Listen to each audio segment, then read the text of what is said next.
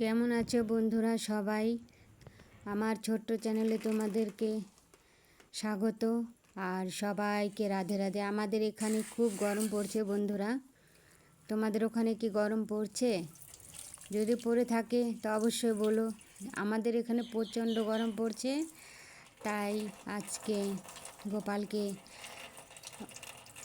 খুব গরম পড়ছে তো তাই গোপালকে আজকে তরমুজ এনে সেবা দিয়েছি। দেখো গোপালকে তরমুজটা হাতে নিয়ে সুন্দর লাগছে। তারপরে সন্ধ্যা দিলাম। সন্ধ্যা দেওয়ার পরে একটু ছোট্ট করে ভিডিও করলাম তোমাদের সাথে দেখানোর জন্যে। মায়ের মুখটা না একদম অন্ধকার, রাত্রেবেলা লাইটটার ওখানে একদম সাজায় দিয়েছে ফুল দিয়ে, আর মায়ের মুখটা দেখা যায় না। গোপালকে কি সুন্দর লাগছে না বন্ধুরা, বলো তো? অপূর্ব, দারুণ। দেখো সুন্দর লাগছে। ভক্তি করো মন ভরে। ভক্তি করলে মন শুদ্ধ হয়, অহংকার নষ্ট হয়, আর মনে শান্তি আসে বন্ধুরা একটু হলেও।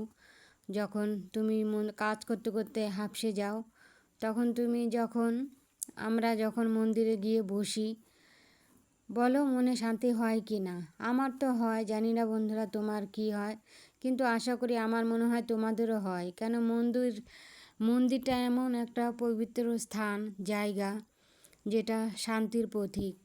তুমি সারাদিন যতই খাটাখাটনি করো, যখন দেবদেবীর চরণে গিয়ে বসবে একটা শান্তি আসে মনে। আমি সেটাই মনে করি, তাই তোমাদেরকে বলি বন্ধুরা, যতই কাজকর্ম করো সময় করে একটু ঠাকুরের কাছে বসে ধ্যান করবে অল্প। ধ্যান মানেই যে কোনো মন্ত্র বলতে বলছি না, মন্ত্রও হয়, বাবা মায়ের নাম। আমি যেমন বাবার নাম করি, ওম নমঃ শিবায় জপ করি, শ্রীরামের জপ করি, এরকম আর কি। বেশি টাইম দিতে পারি না, অল্প 21 বার 51 বার যেমন হয় তেমন।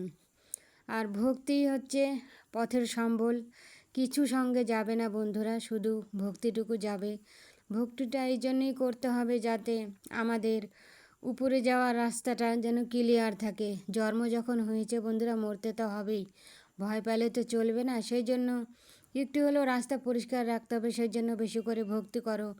ভক্তিতেই শান্তি, ভক্তিতেই মুক্তি। আর হাতে তালি দিয়ে যদি ভক্তি করা যায় বন্ধুরা, সব আমাদের গুরুজনরা বলে, হাতে যদি কোনো বাধা লেখা থাকে, কর্মযোগ বাধা থাকে, কোনো ফাড়া থাকে অনেক বড় বড়, যখন আমরা সন্ধ্যাবেলা কীর্তন করি হাতে তালি দিয়ে, হরে কৃষ্ণ হরে রাম, তখন ওই হাতের তালিতে নাকি বলে সব ফাড়া কেটে যায়। যে জোরে যত জোরে তুমি হাতে তালি দিবে, তত তোমার ফাড়াটা কেটে যাবে। কর্মযোগ যদি বাধা থাকে সেটাও বলে কেটে যায়।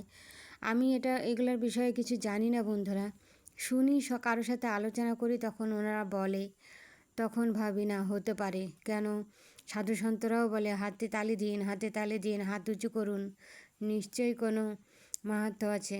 যখন 2 হাত উপরে করে দিতে বলে, উপরে হাত তুলে দিয়ে রাধে রাধে বলতে বলে, তার মানে ঠাকুরকে আমরা নিজেকে সমর্পণ করে দিই, এটাই বলে। আমার কিচ্ছু শিক্ষা নাই বন্ধুরা, আমি কিচ্ছু জানি না, কোনো মন্ত্রতন্ত্র কিচ্ছু জানি না, শুধু ঠাকুরকে ভালোবেসে পুজো দিই, এটাই। আমি কিচ্ছু জানি না। ওনাদেরকে যখন আমি পুজো দিই বলি, তোমাদের পূজা তোমরা করে নাও, আমি তো কিছু জানি না, আর নাহলে আমাকে শিখিয়ে পড়িয়ে নাও।